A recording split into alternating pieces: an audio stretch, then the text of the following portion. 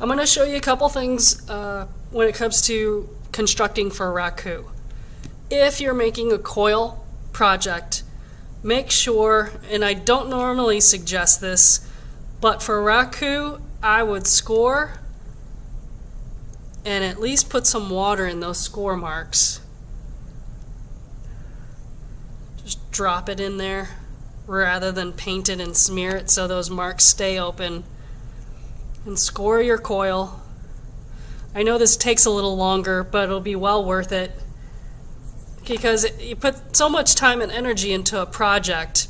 It's kind of a shame to not do this and put it in the Raku firing and have it break. And it's okay if you want to leave your coils visible on the outside, but make sure that you smooth the inside really, really well so that the thermal shock doesn't separate these coils from one another. And keep your coils even so that your walls are even thickness, and it should survive the firing just fine.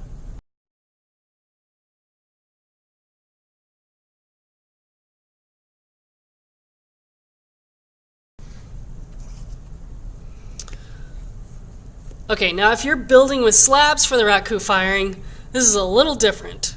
What you don't want to do is join one slab to another slab to another slab to another slab.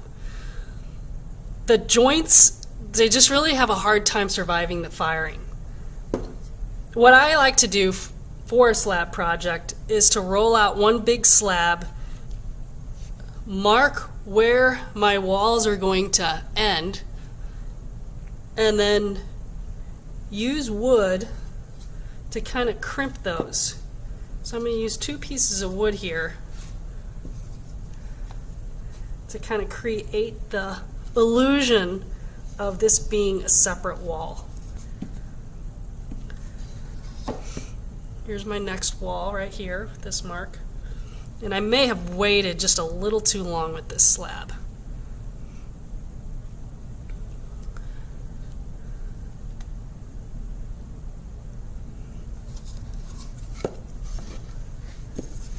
So these boards actually help me kind of crimp a corner. I should have put this on a block of wood first so I wouldn't have to handle it so much. Now it's this edge right here where the joint is that you have to pay particular attention to. So you really need to slip and score this. So I'm going to score really well.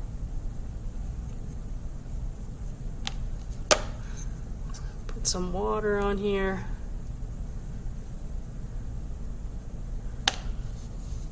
Let me push those 2 edges together.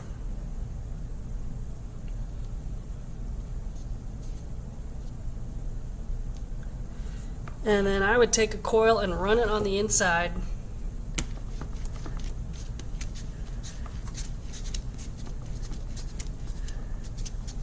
Especially for slab building, I would do a coil on the inside that really reinforces this joint.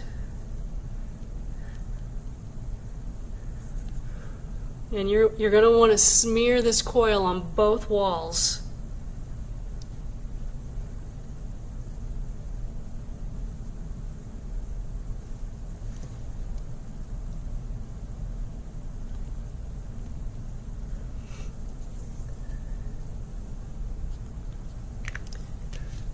Score.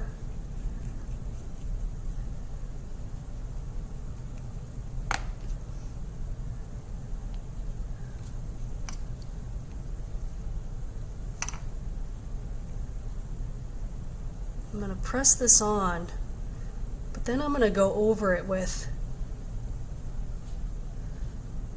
a stamp to kind of put some texture back on this edge, and I can actually use this coil as a decorative element because I don't want just this coil slapped on there.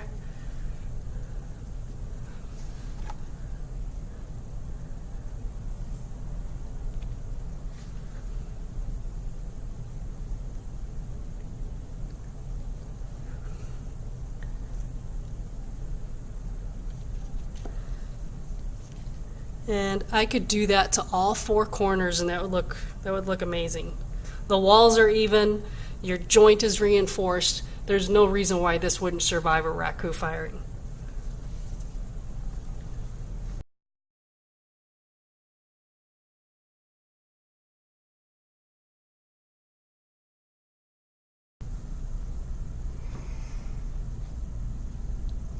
I want to talk to you for a moment about the vulnerability of some of the pieces of your ceramic project.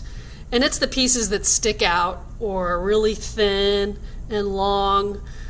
Because the way we get our pieces out of the Raku kiln is we grab them with tongs when the glaze is all molten and we lift it out of the Raku kiln. And a tong can knock against one of these, crack it off. This can hit against the side of the trash can when we put it in the reduction chamber. All kinds of things can happen to it. So I'm not trying to discourage you from putting decorative elements on your piece. I just want you to think about putting a lower profile piece on there. Or just not filling the entire surface with pieces that can possibly break off.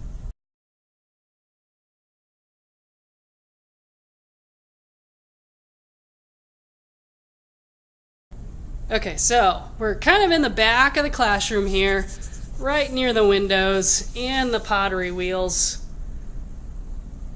And that's where the clay goes that I recycle. So you just take that dry, chunky piece of clay, throw it in the recycle bin, and I will take care of it.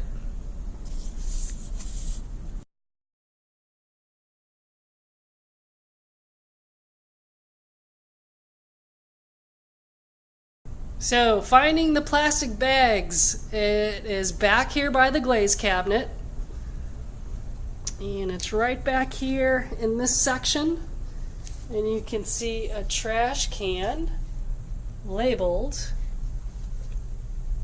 plastic bags, and that's where I keep all the plastic bags for your project. Make sure that you don't throw paper towels in here. This is not a trash can.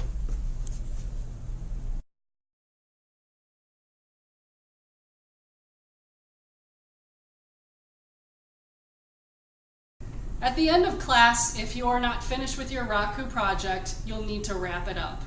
Always put it on a board.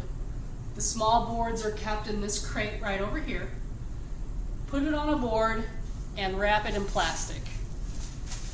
What I normally suggest to people is that you take the bag and just drape it over your piece. That gives you 2 layers of plastic instead of just one, and that you tuck in the plastic underneath your board.